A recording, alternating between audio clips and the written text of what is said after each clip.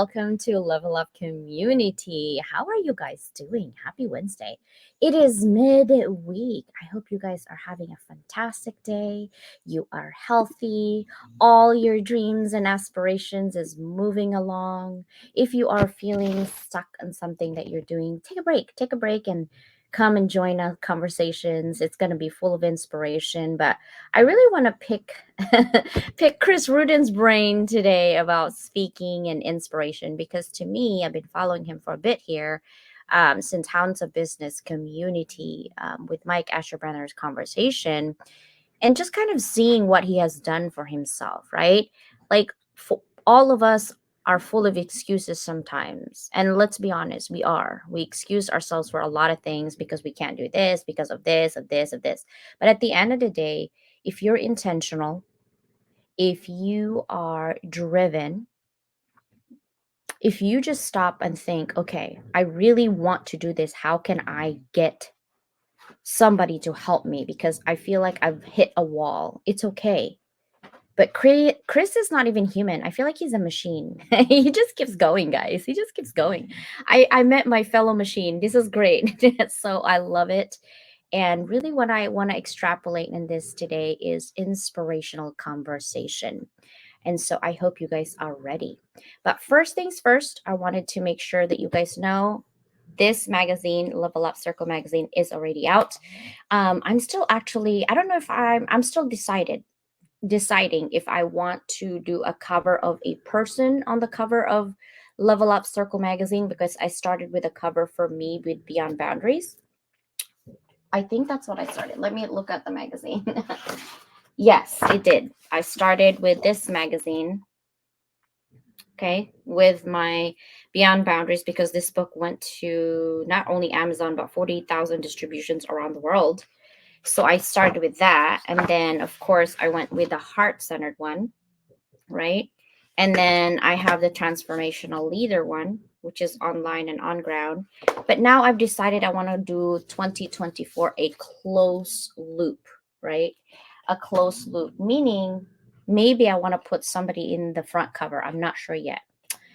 But I want it to be almost a manifestation like your goals that you're setting. So I'm trying to figure that out. If I want to title it definitely with 2025 in it, closing in 2024, but I just don't know what the title is yet. It's going to come to me.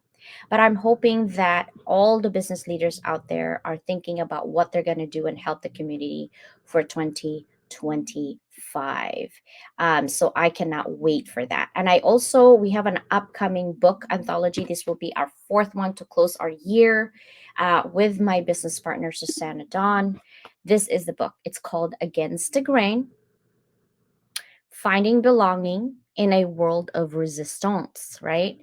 And that is the book cover. That is what the book cover looks like. And we have a couple of really amazing authors already. But we are closing that tomorrow is the last day to sign up with us. If you need more information, just go to susannadawnwriter.com and then click services and you will find all the information that you need. There are two requirement of Zooms. One is this upcoming Saturday at 9 a.m. PST, and then one in the middle of November. And that one is actually a really amazing Zoom session for all of our writers. So let us know if you have any questions, DM us at any time. And then, of course, we have our podcast circuit meeting is once a month. We already had it on the 7th. So we're going to have that in November. I'm going to let you know if you're already on my email list. For Podcast Circuit, I do run it for free and also for pro and elite version of the podcast. So let me know and DM me if you wanted to be on the email list. All right. And that is the book. But are you guys ready? Are you guys ready for Chris Ruden? Okay, let me find my button, a drum roll. I swear I have a drum roll button here. I'm not taking up Chris without that. He deserves a drum roll. This brother from another mister is amazing.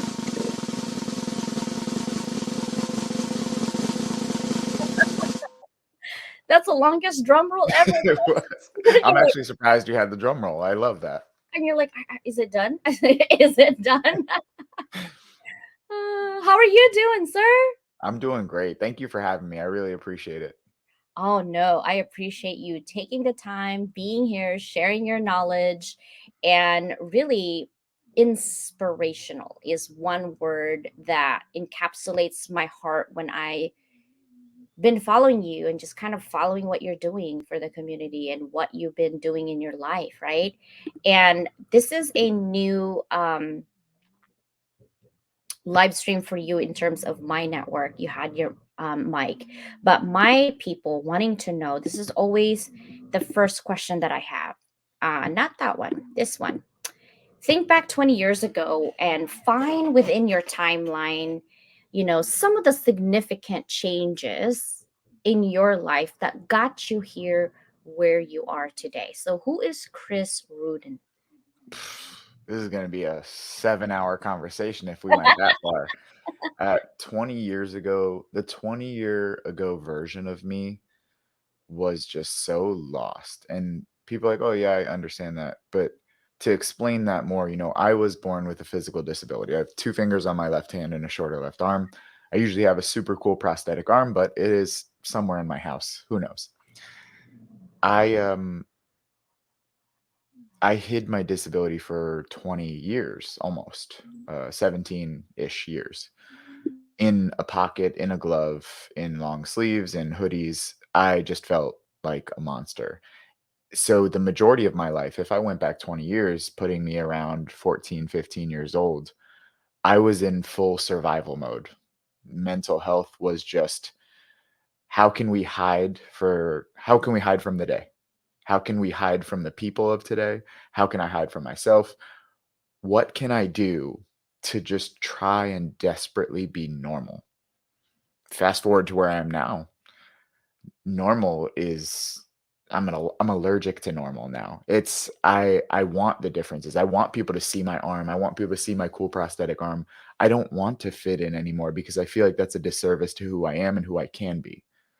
Now, being a speaker, a professional speaker, or a professional speaker coach, I'm fortunate enough to allow people to let their stories blossom instead of try and hide them in a pocket or in a glove.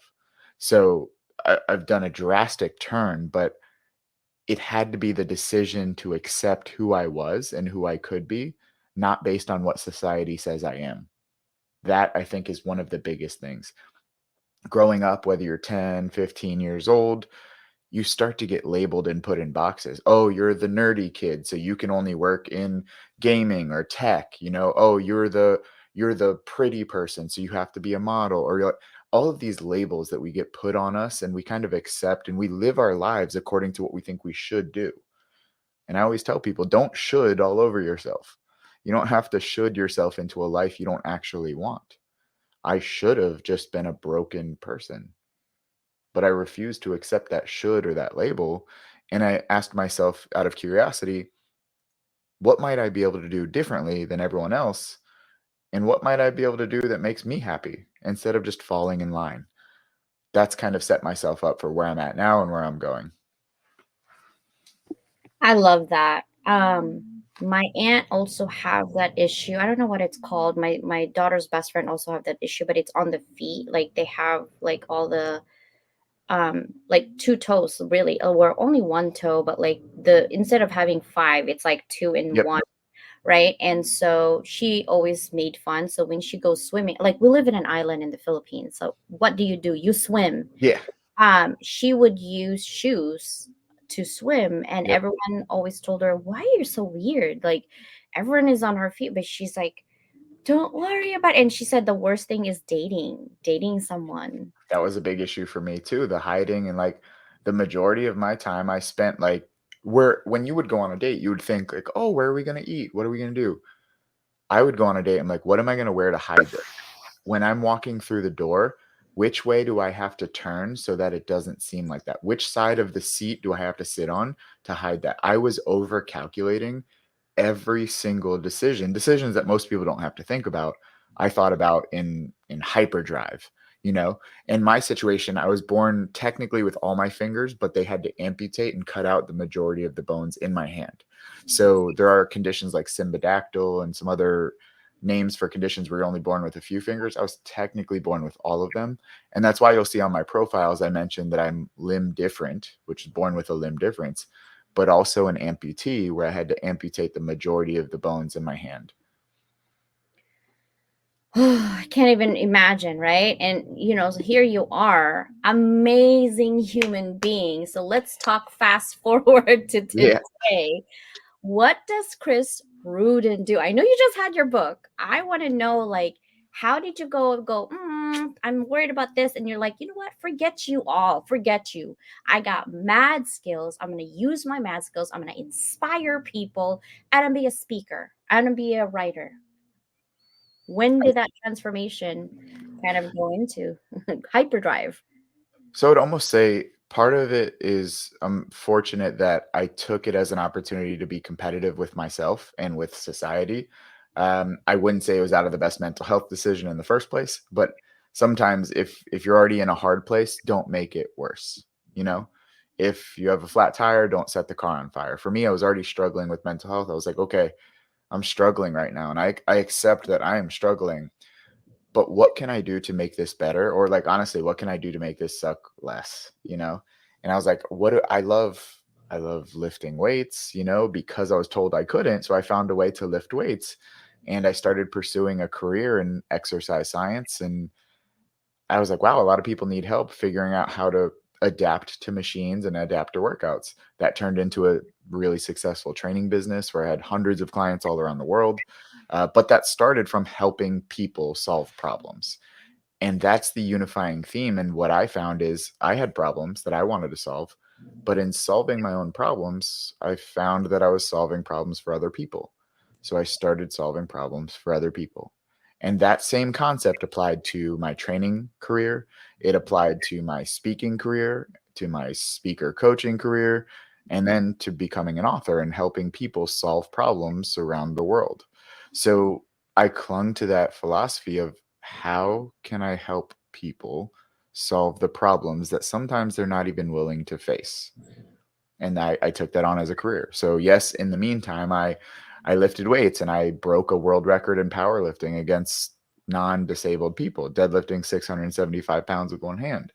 I was in a bunch of magazines and a TV show with The Rock and a lot of cool stuff on paper. But to me, by far, the coolest thing is being able to talk with someone genuinely and say like, hey, I see that struggle that you don't really want to acknowledge, and I'm here. You know, I'm here to help you through it, and I'm here to help you get past it by focusing on what you find fulfillment in, because everyone finds fulfillment in something. At a certain point, you know what you like, or you at least know what you don't like. Sometimes just listening is the biggest superpower. Yeah. I think people often want to be valued, heard, and seen because they've been put out for a long time, that they're so eager beaver to be, in front of the limelight. Yeah. But once you have that limelight and all the attention is in you and you have that one opportunity, you freeze. I've seen it. Hmm. Be- or I've seen it too where people step up to the plate and they have nothing to say because Yeah. they weren't listening, right? And that's where I want to transition the conversation about the speaking, because I have a lot of friends who wants to be in speaking gig. Um, I have been doing speaking for universities as a keynote speaker, and because I have a vast background in academia, but I also beginning to start also doing speaking in terms of marketing. I really love neuromarketing. And psychology mixed into marketing and things like that for branding and authority. But I don't like to live in the theory world because academics usually are into Yeah. theory. Yeah. I love theory and action at the same time. So I wanted to ask you this question. Let's see here. This one. How do you adapt your message to connect with diverse audience or those facing unique challenges when it comes to, let's say, that what was your last speaking gig? Like, how did you manage to say, hey, I'm going to do this speaking gig? Did you do the marketing first of that, or people just know you from the marketing, or how did you transition from doing the workout to being a speaker? So I also have type 1 diabetes, which is an autoimmune disease. And that is what led me to get started in speaking.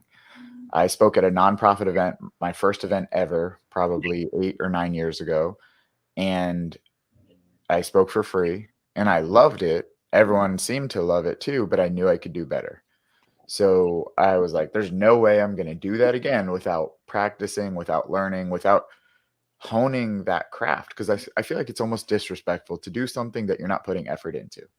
You know, even if you are naturally good at something, you owe the respect to yourself and to the people watching you or consuming your product or service to continually get better for them and for you.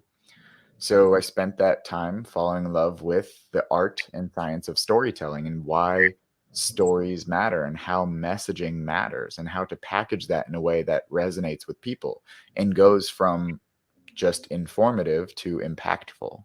So I fell in love with that. And to me, it really starts with questions. I know what I speak on. I speak on three main topics: overcoming adversity, change management, and disability inclusion. Those are my three wheelhouses.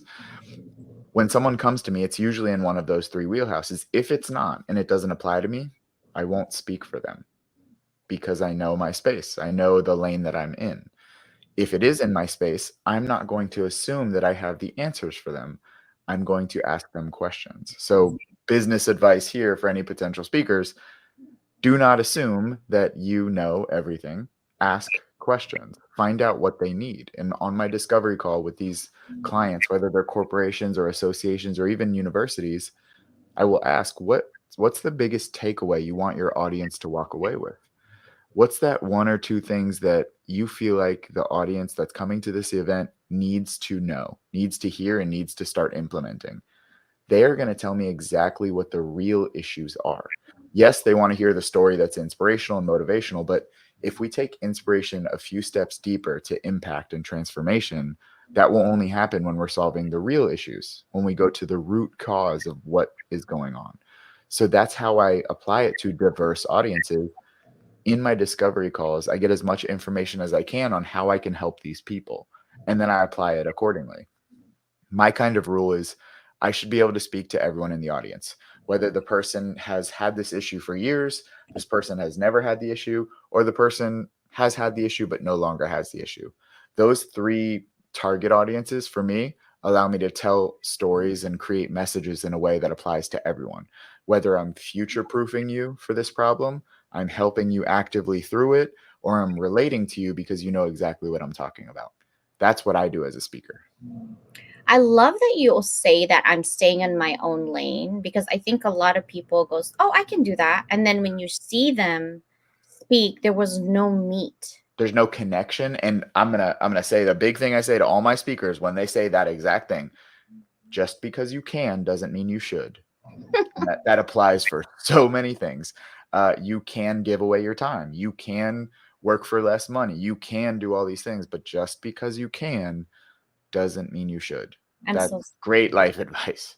I am so thankful you said that, because I always say that. I'm like, just because you can, you shouldn't have to do that, because, and I think that's it goes back to the I want to be seen, I want to be heard, I want to have value. I think people take that to heart and not look at and back out, like, there are ways that you can do that and stop going on other people's lane if you really truly don't know Absolutely. the topic. So I just wanted to say hello to YouTube. We just hit 870, I think. So thank you, YouTube, for showing up. I have friends all over the world watching us. I told them, I'm like, Chris Ruden's going to be there. Why wouldn't you? I love Like, right?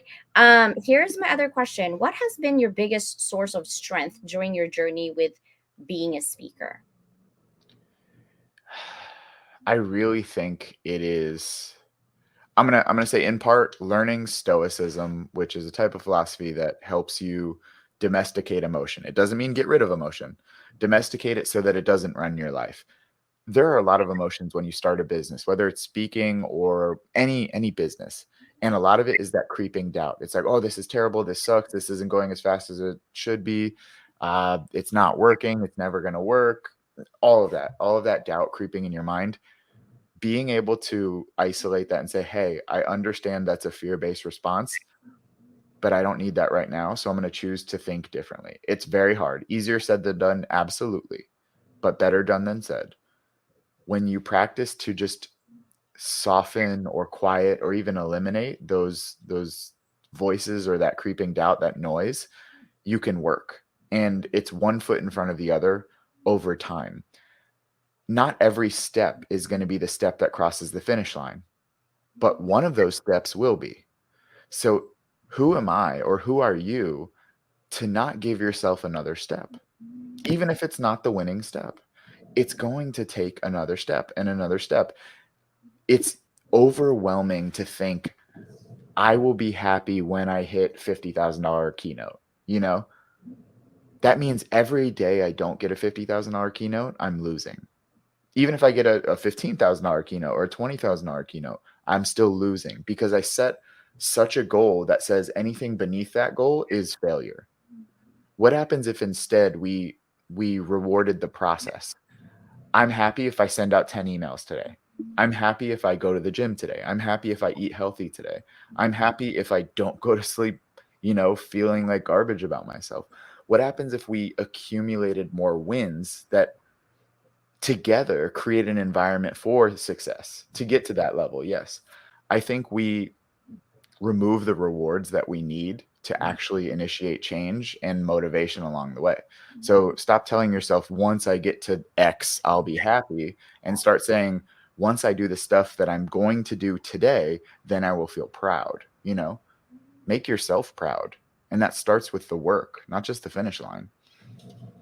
I love that. I am in the same mentality. When I wake up today, I'm like, okay, what makes me happy? Yesterday and today, I have the biggest migraine. It's one of those hormonal changes that I have, right? Like migraines. And I told my sister, I'm like, I'm gonna look like crap today with Chris in the show. I feel like crap, because all of that. But that's what I'm saying. When people need to show for you what makes you happy, and talking to somebody that I look up to makes me happy. So I have a win for today, for you being here I today. I just appreciate want you, and I appreciate that so much, and even speaking to that, I have those moments, with diabetes, my blood sugar can change, and that gives me crazy migraines or headaches or all of that, but it takes removing yourself, a step back and saying like, "Okay, what can I find in this space right now that I'm in that I can feel either a little bit of gratitude towards or even contentment?" It doesn't need to be happiness because not every moment of every day is gonna feel like you climbed, Mount Everest. Not every day is like, "Oh my god, I broke a world record." That's like peak happiness. We can't always be peak happiness, and some people are chasing that peak happiness, no. which is it's futile. It's never Yeah. gonna happen. But if you can find contentment in the moment of a genuine conversation. My example is I have so many things I need to do in general, let alone this week or this month. Yeah. None of that matters right now because I'm enjoying a conversation with a friend. And I'm enjoying a conversation with a friend about topics or tactics that I truly believe can help at least one person on this call, whether it's from speaking business or mindset or mental health. I truly believe in that. So that supersedes any sort of potential negative feeling that I could have today. For the moment being, I'm very content, and that's enough, and that's okay. I love that. No, for me, I just push through. I'm always Mhm. pushing through. You don't understand. I don't know if you have my background a little bit. So in 2011, I had ovarian cancer, and I was told, "Oh, you have 6 months to live." Depression kicked in quite fast. My kids were little then. I have two children. I have two daughters. One is going to be 20. Oh my God, I'm an old mama. I keep saying when I, as soon as I say 20, one is 20 in November 27th during Thanksgiving. I ate too much turkey and I gave birth to her the next day, literally. And then, of course, one is going to be 17. That one's my sassy attitude one. Let me tell you something. Um, when someone tells you you got an expiration date, like people goes, "Oh, I want to know when I die because I could do that." You don't. You actually don't. It's like it's just feeling like I felt like I removed myself out of my body at that point. Like looking in, like, wow, this is it. This is all I've got done in my life. It's okay. Because then I will spend the rest of my time in the next 6 months with my kids. But when you're given another lease of life, that was 2011, Chris, right? So for me, like all of these things that most people want, material things, all of these things. I've already had that. For me, I live every day looking for two things only: happiness and peace of mind. Happiness and peace of mind. That's it. The rest of them, it doesn't really matter, because at the end of the day, I was at that moment where I could have died. And that was the 8 times that I almost died in my life. So I'm like, okay, what is my purpose again? It took me, 10 more years to figure that out, which is inspiring people to be the best that they can be, talking about stories that people would never hear about their stories, and just being a human being. It doesn't have to be you have to be this and you have to be that, right? So I love that. Now, when you are doing your speaking, how do you approach topics that may be difficult or emotional for your audience, right? My uncle died of type 2 diabetes, right? And it's sometimes you might have a spouse who just lost a spouse, right?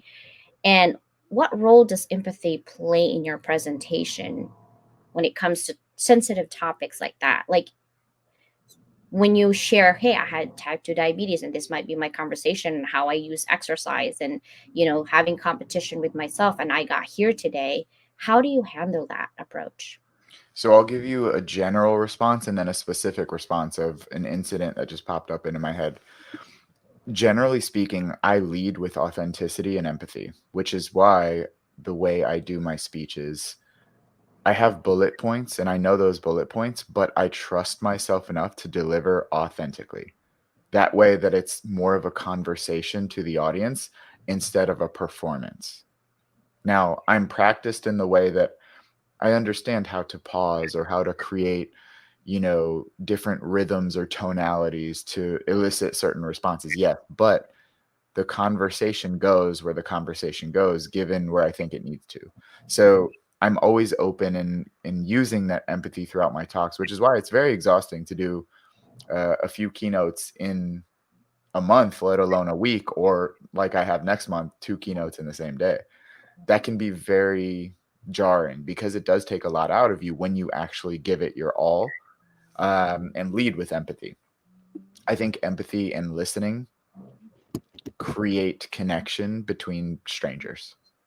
The fastest. I think it's the fastest way to create a connection, whether it's with your employees or your consumers or customers.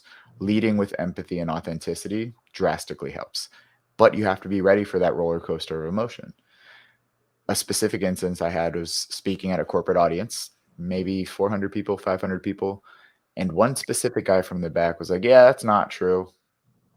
And I could tell he had some angst in his voice. And I completely stopped the keynote. I was like, do you mind explaining? And he started explaining why what I was saying wasn't true because of a specific instance he had. So I sat there with him in front of the whole audience and I just asked him questions and we started talking together and we actively worked that out through the problem solving that I was teaching. And it got to the point where he was getting emotional and he was like, man, I've never heard it explained like that. And the room was just silent.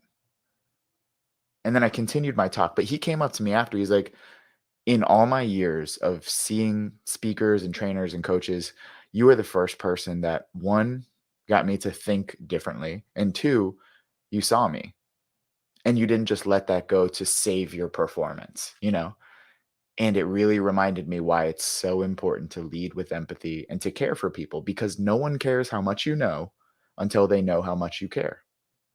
And if you can remember that and you start caring about people will start to respect you more. They will start to listen to you more. They will start to follow you more because they trust you.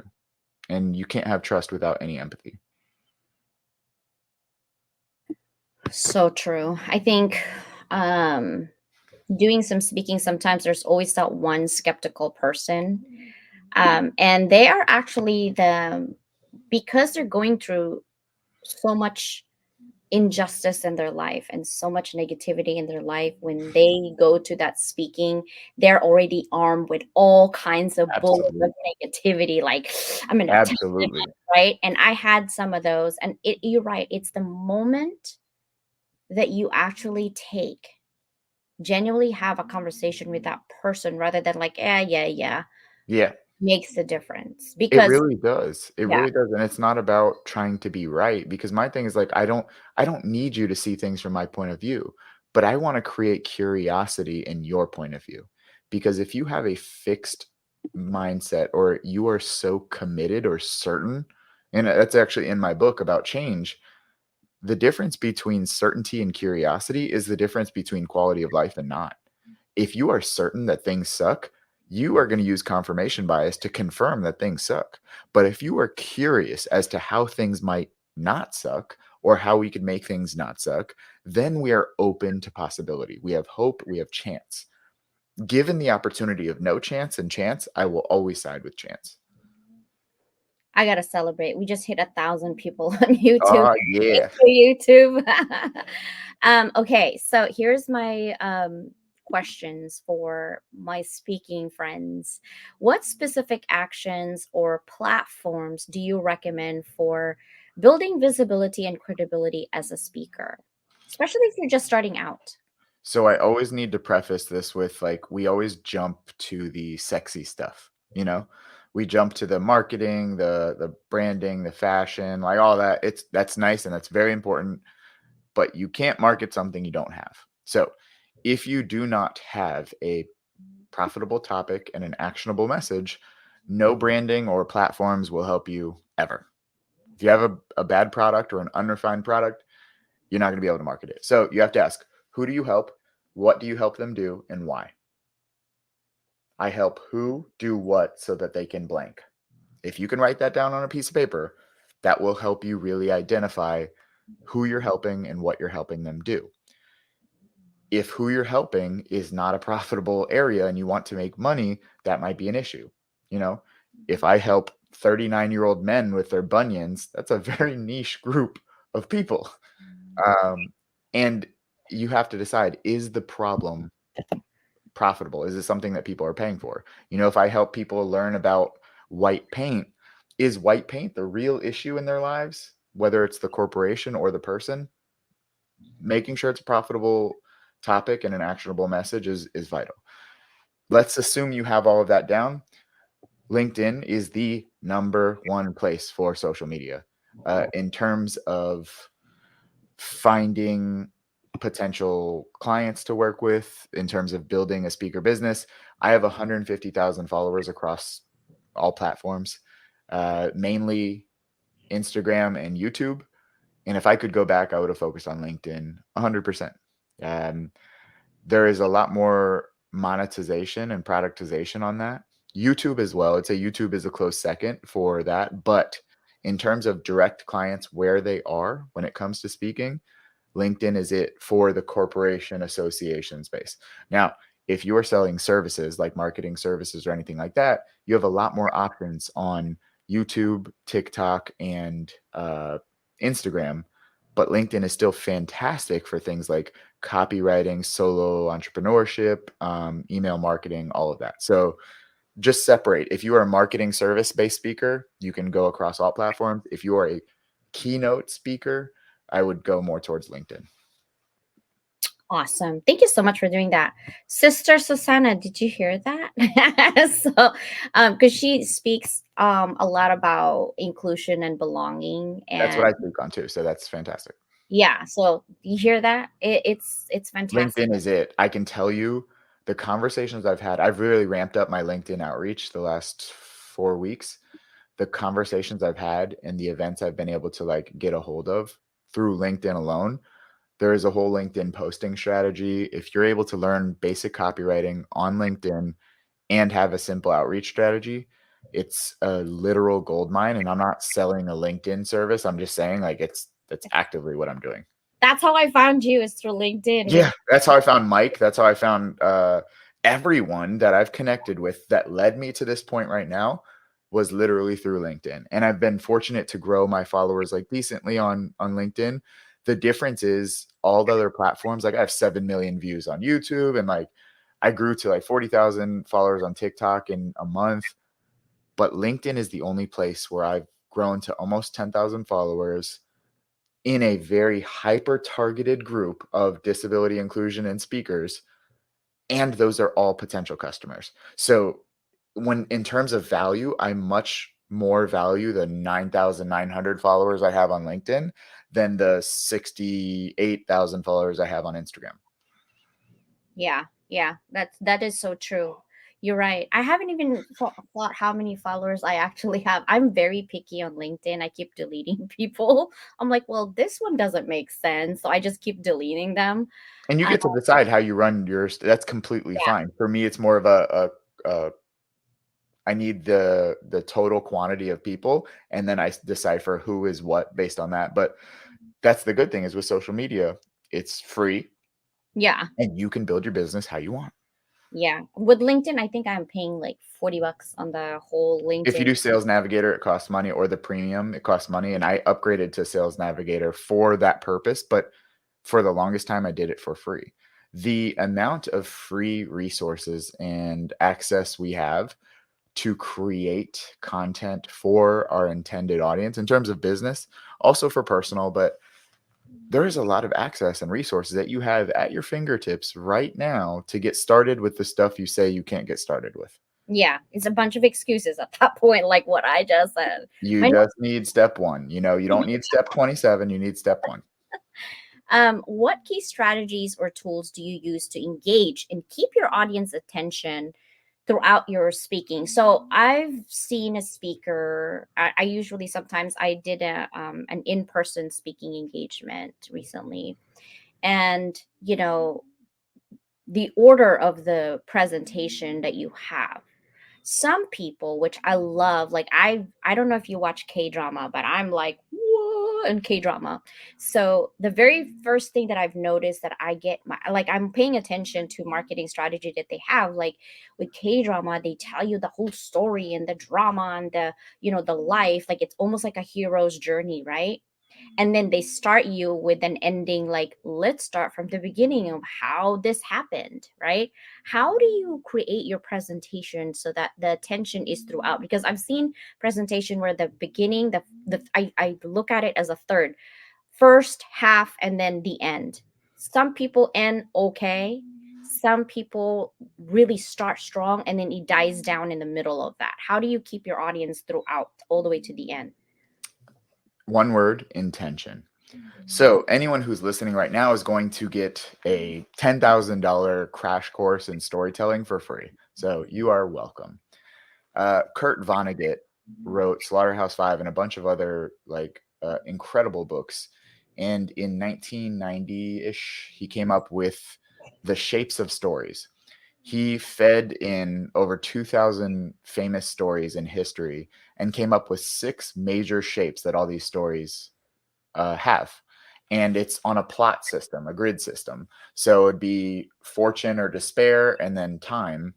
And it would be like man in the hole. So the person starts off neutral. He experiences trouble. So he's in a deficit, and then he finds a way out. Now he's in profit.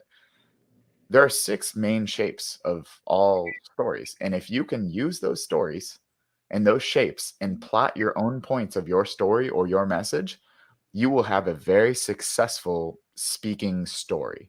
So that is one of the easiest ways. We want to take that a step further. Follow South Park's advice. Use the word but instead of and. And how I can explain this is like, I woke up today and I went to the refrigerator and I took my dog out and I came into my office and I opened up my laptop. Versus, I woke up today, but I had to go to the refrigerator.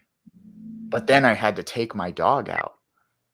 But after that, I ran to my office. It creates suspense. So that is a simple way to use one word to kind of create joint interest in going to the next piece. You want to take it a step further. We'll go into a very simple system. What? So what? Now what? You want to keep people's attention? Use that. What's the issue? Why does it matter? And now what do I do with it? You have to have intention with how you're telling stories, and you have to have some sort of vessel to move them along. Those are 3 different categories of strategies that can make you go from a good speaker to a fantastic speaker and keep people's attention throughout. I love that. So I took all of these conversation from your life to your speaking to mental health. to emotional health to now our speaking. So I love this conversation. Absolutely. Thank you for dancing around with me Of on this course, of conversation. course. But before we end this conversation, I have a couple of things. First, I wanted to make sure that I reciprocate the love and the time that you give us today, and that $10,000 information there. Thank you very much, guys. You got that. Okay. How can we help you? You have a book that already came out. How can we help you? What is the title of your book? Is it in Amazon, by the way? Yes, book is on Amazon and it's in Barnes& and Noble. What is it called? It is called The Art of Changing Course: 3 Steps to Get Unstuck and Solve Your Real Problems. So it helps people get unstuck, but it really helps people figure out how to manage change throughout their life, because there's so many people who want to change, they just don't really know how, or change happens to them without our control, and we're wondering, how do we survive this? This book is a very simple process to help you fix and face the things that you haven't been willing to face. Very specific strategy, and the best thing you could do for me is get value from this book, get value from these concepts, and literally change your life for the better. That's the best thing I could know I'm possibly doing in the world, is helping other people. This is the book right here, Yes. guys. I sent you the link. It's on YouTube as well. If you're on YouTube, there's the link, guys. Click on that link and literally read up. I'm gonna actually, I do have a lot on Kindle. So I will. Does this have a Kindle version? I think it does. It Yeah. does. It also just released the Audible version too, so that is there for if you're into audiobooks. Yeah. And if you really wanna help me out, let's get those reviews up to, like, 35, 40. That would be fantastic. You hear that? Reviews, guys. I'll be one of those for sure. Perfect, I appreciate you. I don't do reviews until I actually. That's what I expect. I would hope Okay. that you review the book in a way that it actually helped you, and you Yeah. give your authentic review. I want to actually provide reviews on for people to read, like what is something that you can extrapolate on this book Yes. that you like or that would help you, because what's the point of reading a book? Sometimes it's for entertainment, sometimes it's for changing your minds, sometimes it's a self-help book that will guide you throughout, right? And that's really our goal, is something, whether you're entertained or whether you're helped on something else. And so I usually will provide feedback only after I read it, because I think I it's a love that. disservice, you know what I mean? Like, Yeah, that's fantastic. disservice. And then also, Chris, how do we find you? Do you have like a handle? Yes, so everything is just at Chris Ruden. So whether it's Instagram or YouTube or LinkedIn, is just my name, Chris Ruden, and my website is chrisruden.com. Okay. And what else do you do for our community, Chris? So I selectively work with speakers who want to grow their speaking business. So if you're a speaker who makes less than $5,000 per talk or less than $100,000 per year in speaking, I can help you get to the point where you can get to $300,000, $400,000 a year or $10,000 per talk. We have to work on messaging. We have to work on marketing. We have to work on those components of your business, but that's a hole that I see is not often filled in the world. Everyone wants to teach you how to give a TED talk, but no one really wants to teach you how to make money speaking and have an impact. That's what I do with my private speakers clients. So I never take on more than 5 to 6 clients at a time. But if you are one of those clients and you spend the year working with me, that's how you create a real speaking career where you have a lot more free time, you make a lot more money, delivering a lot more impact, and the fulfillment is insane when it comes to the speaker world. Awesome. Seeking knowledge. Thank you. I'm buying it too. As soon as this conversation's over, I'm I gonna buy love that. it. And don't forget, when you buy it, okay, review. I'm gonna be watching for your review, so make sure I you're love there, that. knocking on your door. I'm like, where's Chris review at? What happened? You know what I mean? Like, I'm your accountability partner when it comes to that. Uh, Accountability is a big part of my book, so I'm sure you'll enjoy that part. yeah. I think because I've seen mentorship where everything's like gung ho, yeah, we're gonna do it, and then we're doing it, and then nothing happens And afterwards. you're like, "What was the point of this?" And that's I had my experience with mentorship, and the first really good mentor I had, he told me, "The first 2 months, you're not gonna make a dime with me." And I was like, "Oh, that's risky, like, that sounds rough." By the 3rd month, I like 7x what I paid for the coaching. And I was like, ah, so you weren't lying. And I was like, this is the kind of coach I want to be, the coach that delivers. So that's my goal, to just deliver to the communities that I help. And if you are one of those people that are looking for help and are willing to start the conversation or get curious as to how I might be able to help, whether it's my book or my content or a one-on-one with me, my goal is to be the person I never really had growing up. So I'm here for that. I love that. I love that you turn your pain into purpose and that you're helping the community. Not just, you're talking about your diabetes and your disability, not just that, but people like myself and people like Susanna and people like Jesse, who's here, and Matt and Mike, right? We have our own purpose, we have our own lane, but that doesn't mean that we can't learn from you or from each other on certain things Exactly. we need. So I love that you're open to that. I This is usually my last question for the day. If I can find it. There it is. If this is your last day today on this earth, what would be your parting message to your current and future families in terms of living life, legacy, and impact? Don't leave a legacy, live it. Don't hope that how you want to be remembered is how you are remembered. Live the way you want to be remembered. Live the life you wish you could have.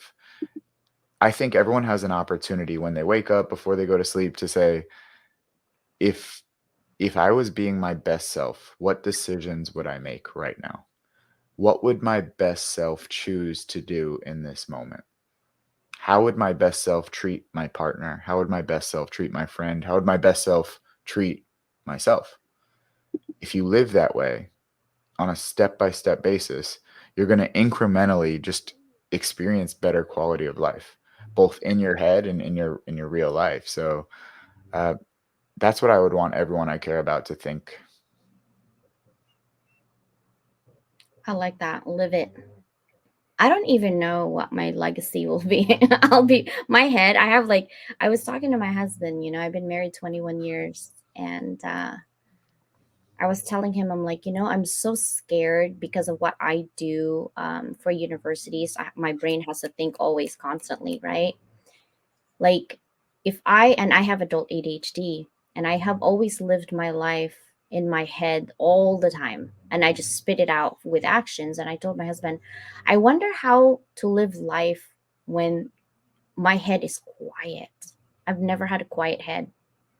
My head has like five people in it all the time talking, and I always try my best not to have the negative people talking in my head, because then my whole day is going to come to crap, literally, right? So I'm like, okay, how do I shut it down? But what if it's shut down and I can't have my creativity anymore? Because 60% of my brain is structured and 40% is the creative side, but my creative side carries my structure most of the time, which is kind of weird.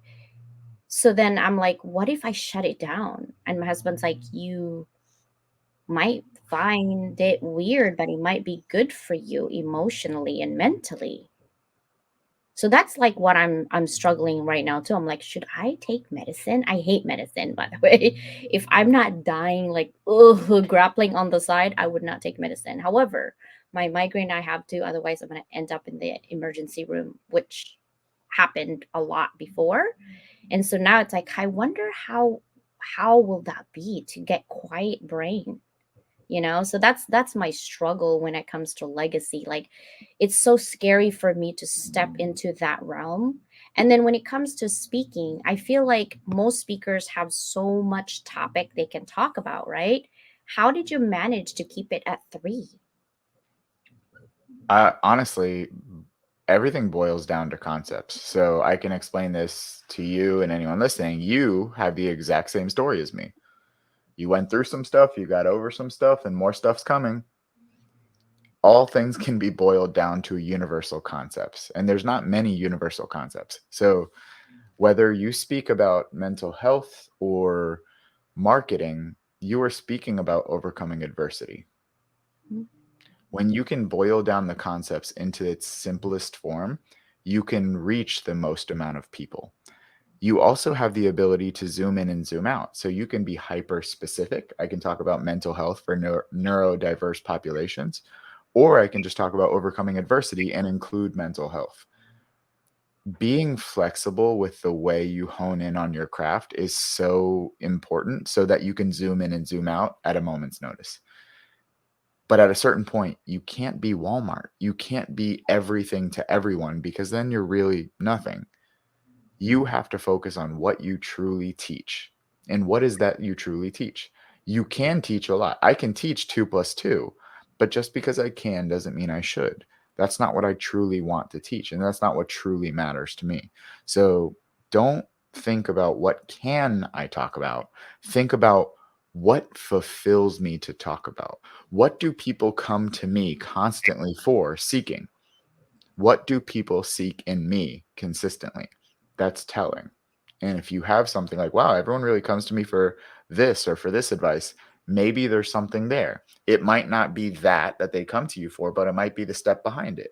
Everyone comes to me for relationship advice. I'm like, okay, what kind of advice do you give them? Well, I'm talking to them how to talk to their partner. Okay, so maybe you can teach communication, and that can be taught in schools, that can be taught in corporations, it can be taught anywhere on social media.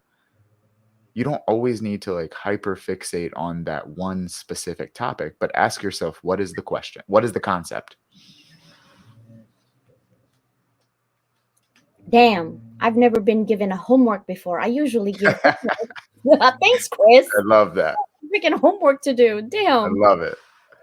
I like that. I like that because I think I'm looking for 2025, right? Yep. I actually want to pivot and change. And I was talking to my sister Susanna. I said, most of the stuff that we do, we give a lot of scholarships to people because we want to create impact for them. But I said, I think we need to switch to nonprofit because we're keeping that mental health thing for everyone, but also the value, right? And it feels like there's so much negativity around. And I said, it's because we need to change our environment. When we're Yep. surrounding ourselves with too many negative people, you're going to feel that negative energy. But I think if we switch our environment to move to somewhere else, it's so new, it's so fresh, like this is going to happen, right? What are Absolutely. your thoughts on that before I go somewhere else with this Yeah. conversation? So I'm glad you brought that up because one of the things I did want to mention on this call was don't be so afraid to switch lanes when it's prompting you to switch lanes. Originally, I wanted to be a lawyer, and then I wanted to be a veterinarian, and then I wanted to go into the military, and then I became an exercise scientist, and I became a personal trainer, and I thought that's what I was going to do. Before then, I thought maybe I would own a dance studio. I went from personal training to therapy to speaking and speaking coaching and writing books. I've changed so many times, and people think, "Oh, that no, people are gonna think that I don't know what I'm doing, or people are gonna hate that No, it's what other people think is not your business. It's not your responsibility. And 2, that's life. Life has chapters. Life is not just one chapter, and a chapter can be short or it can be long. It can be hurtful or it can be helpful. Don't be afraid to switch lanes because it doesn't mean you can't go back. It's not like once you close a chapter that you can never go back again. We can always go back. I have a ton of books behind me. I can open up any chapter that I've already read. It's not a limitation unless you make it as a limitation. World without limits. I was true to my my title. And I love that because I know people are always saying, I'm like, I have changed. And it's funny that you said that because I took an LSAT. I wanted to go in Malibu for a law degree because my ex wanted to be a lawyer, but then I didn't have money to literally like get a an LSAT review. He did, so he would go, and then on the weekends I would read his book that he has from that because I didn't have any money, so I just like read. And then we both took the test, but I scored higher than him, and he Wow. stopped. He's like, I'm not doing this anymore. Like, how do you do that? And I warned him, I'm good at testing. I'm good at grasping things, and I'm good at testing. So don't do that. And then one of the lawyer, I actually went to talk to a couple of lawyers locally and said, with me, like those are my teachers. I took business law. And they're like, CJ, Not that you're not capable, but I don't think you'd be a good lawyer on the specific things that you want because you do not have that face and you do not have that emotions. And let me tell you the bad side of law and being a lawyer, and then the good side of law and being a lawyer. And then you take that and information and go with it. And I love that I talk to them because then I can manage. I'm like, oh yeah, no way. I would have slippers flying through that court Yeah. system if someone disres. I can't keep my emotions like that. And she's like, no, it's just I'm just telling you from what I know you. So then I scrap that, and I'm like, oh yeah, I want to be like most Chinese Filipino or Filipino in general wants to be a nurse. I'm like, oh, I want to be a doctor, medical. I went there. And as soon as I saw blood, I fainted. I woke up in the room. They're like, it's been 2 hours. I thought you'd never wake up. Wow. What happened? I saw blood drawn. I was done, right? And so I knew that wasn't for me. I'm like, dang, what am I gonna do? And my dad's like, go to, IT because I was good at computer software. Didn't happen. I had 4 more classes to get that. And I told my dad, don't worry, I'll marry someone who's in computers. It's fine, just because my parents are Asian, right? I did, by the way. My husband's in cybersecurity. And then I was like, what am I good at? And then I thought, my family's always done international business. Let me do that. From there, I became a dean and then podcaster. Like, what the heck happened, right? And so I love that you said that because I could see that angle. And I also love that you are not saying niche down because I hate people when they say that. Niche down to one. I'm like, I can't. My brain hurts just you saying that. But I can handle three. Three Yeah. topics I can handle, right? It's completely fine to do that, and, like, you can use the Zoom. It's almost like the navigation on your phone or any navigation app.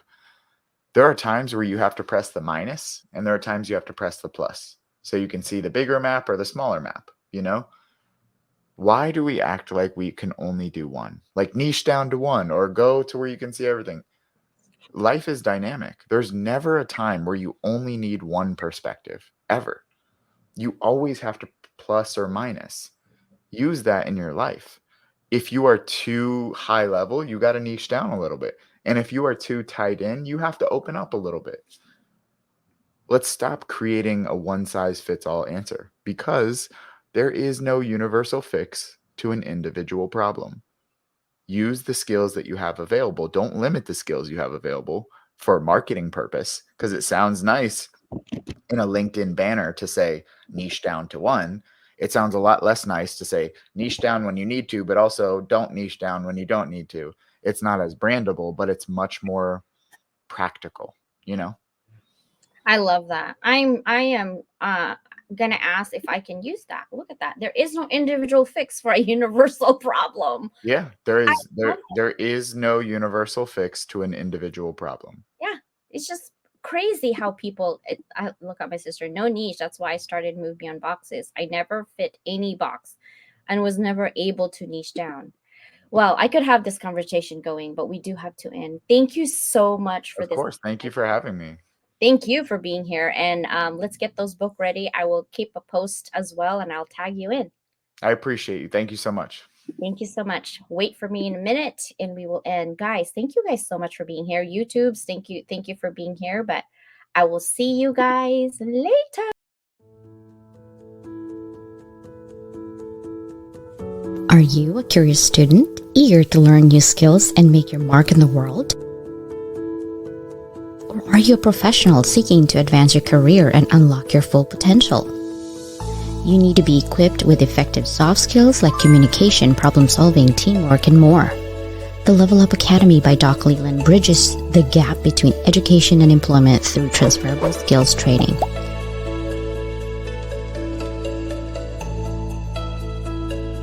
Get the soft skills you need to be more effective at work.